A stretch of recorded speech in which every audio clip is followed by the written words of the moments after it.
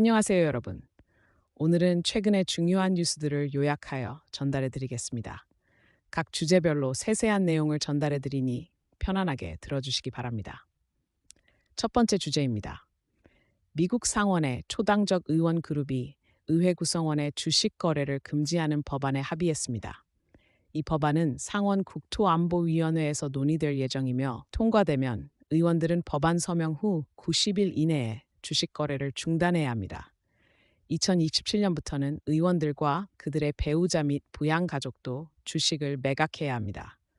법안을 위반할 경우 해당 공직자의 월급이나 자산 가치의 10%중 더 큰 금액을 벌금으로 부과하며 주식 보유를 공개하지 않을 경우에 벌금도 상향 조정됩니다. 이 법안은 공직자들이 개인 재정 이익이 아닌 미국 국민의 이익을 위해 결정을 내리도록 하기 위한 것입니다. 두 번째 주제로 넘어가겠습니다.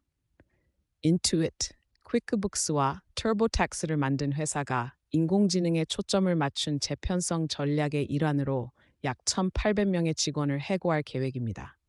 CEO는 1,000명 이상의 해고가 직원들의 기대에 부응하지 못했기 때문이며 300개의 직위가 자원 재배치를 위해 축소된다고 언급했습니다. 인투이트는 아이다호주 보이시와 엘버타주 에드먼턴의 사무실을 폐쇄할 예정이지만 2025년 회계연도에 새로운 직원을 동일한 수로 채용할 계획입니다. 해고된 미국 직원들은 최소 16주의 퇴직금, 근속 연수에 따른 추가 보상, 그리고 6개월간의 건강보험을 받게 됩니다. 회사는 재편성으로 인해 2억 5천만에서 2억 6천만 달러의 비용이 발생할 것이라고 합니다. 이 소식이 전해진 후 인투이트의 주식은 3.6% 하락했습니다. 세 번째 주제입니다. 바이든 행정부는 폐쇄되거나 위험에 처한 자동차 제조 및 조립 시설을 전기 및 하이브리드 차량 생산을 위해 전환하는 데 도움이 될 17억 달러를 배정한다고 발표했습니다. 이 자금은 인플레이션 감축법에서 나온 것으로 미국의 EV 제조업체들이 중국 산업과 경쟁할 수 있도록 지원하기 위한 것입니다. 이 조치는 미시간과 펜실베니아와 같은 중요한 전투 지역을 포함한 8개 주에 걸쳐 있는 시설들의 자금을 제공할 것입니다. 이 프로젝트들은 약 2,900개의 새로운 일자리를 창출하고 그렇지 않았다면 손실될 수 있었던 흰 5,000개 일자리를 유지할 것으로 추정됩니다. GM과 볼보와 같은 주요 자동차 제조업체들과 아메리칸 오토 파츠와 같은 공급업체들이 수혜를 받을 것입니다. 이 발표는 EV 판매 성장률이 둔화되었지만 전체 EV 판매는 계속 증가하고 있는 상황에서 나왔습니다. 바이든 대통령은 미국의 자동차 산업의 미래가 미국의 노조 노동자들에 의해 미국에서 만들어질 것이라는 약속을 이행하는 데 도움이 될 것이라고 말했습니다. 이 자금은 또한 바이든 대통령이 최근 토론에서 부진한 성능을 보인 후 자신의 정책을 지원하며 노조로부터 지속적인 지지를 보여주려는 시도의 일환입니다.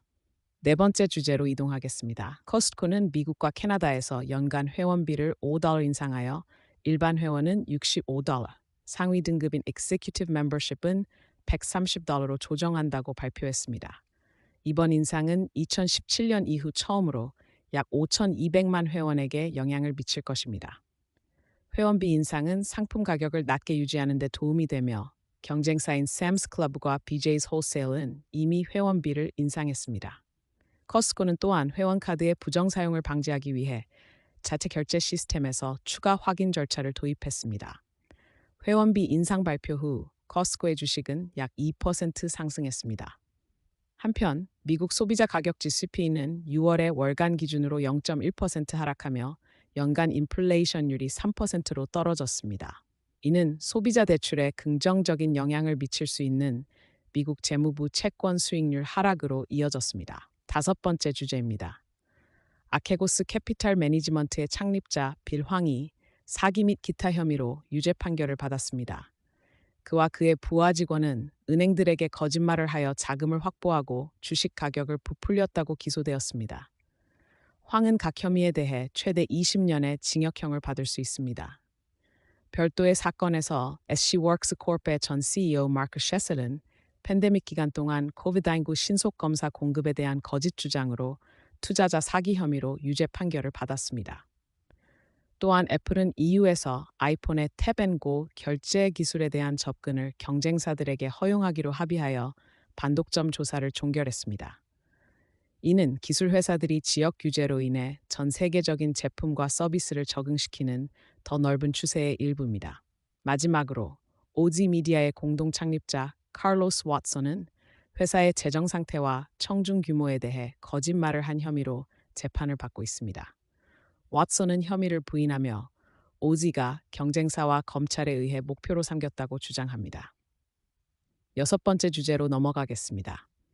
연방준비제장 제롬 파월은 2008년 금융위기와 팬데믹 사이에 초저금리 시대가 끝났으며 2%의 연간 인플레이션을 달성하기 위한 중립금리가 상승했을 가능성이 있다고 말했습니다. 그는 저금리와 저인플레이션 시대로 돌아갈 것 같지 않다고 언급했습니다. 파월은 팬데믹 이후의 인플레이션과 가격 정상화로 인해 낮은 실업률과 가격 안정성을 달성하기 위한 기준금리가 상승했을 것이라고 밝혔습니다. 투자자들은 경제의 활성화 효과가 있는 것으로 보이는 연준의 금리 인하를 기대하고 있으나 최근의 실업률 상승과 인플레이션 지표 하락에도 불구하고 파월은 금리 인하가 인플레이션이 2%대에 도달하기 전에 이루어져야 한다고 언급했습니다.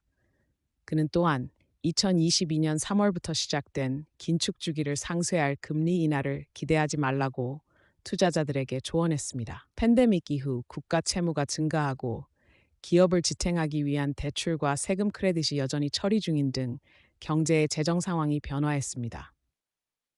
일곱 번째 주제입니다. EU 반독점 규제 당국은 애플이 경쟁사들에게 아이폰의 탭앤고 결제 기술에 대한 접근을 허용하기로 한 약속을 수락했습니다.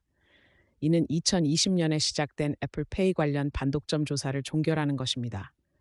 애플은 EU 내에서 은행 결제 서비스 및 기타 앱 개발자들이 아이폰의 탭앤고 결제 기술을 사용하여 경쟁 결제 서비스를 만들 수 있도록 허용하기로 합의했습니다. 이는 EU 내에서만 적용되며 애플 워치는 포함되지 않습니다. 여덟 번째 주제로 이동하겠습니다. 뉴럴링크, 일론 머스크의 회사는 첫 시험 참가자인 노랜드 아보의 뇌에 이식된 뇌칩의 작은 전선들이 안정화되었다고 발표했습니다. 아바는 2016년 다이빙 사고로 인해 어깨 아래로 마비되었습니다. 뉴럴링크는 뇌 수술 후 조직이 자리를 잡고 전선을 고정시키는 데 시간이 걸린다고 설명했습니다.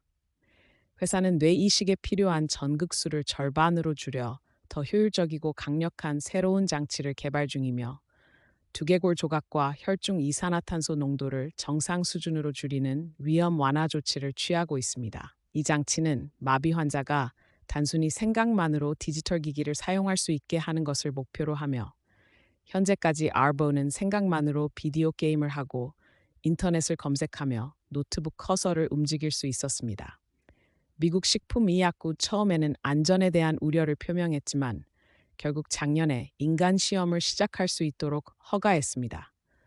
또한 일론 머스크는 트위터를 인수한 후 대규모 해고를 단행했고 이에 대해 해고된 직원들이 제기한 소송에서 승소했습니다. 샌프란시스코 연방판사는 해고된 약 6천 명의 직원들이 연방직원 은퇴소득 보장자에 따른 퇴직금을 받을 권리가 없다고 판결했습니다. 머스크는 트위터를 인수한 후 회사를 X로 재명했습니다. 아홉 번째 주제입니다. 6월 소비자 물가지수 CPI는 연간 기준으로 3.1% 상승하여 5월에 3.3%보다 낮아졌고 식품과 연료를 제외한 핵심 물가지수는 전년 대비 3.4% 상승하여 변화가 없었습니다. 이는 인플레이션 압력이 완화되고 있음을 시사하며 연방준비제도 해는 이를 바탕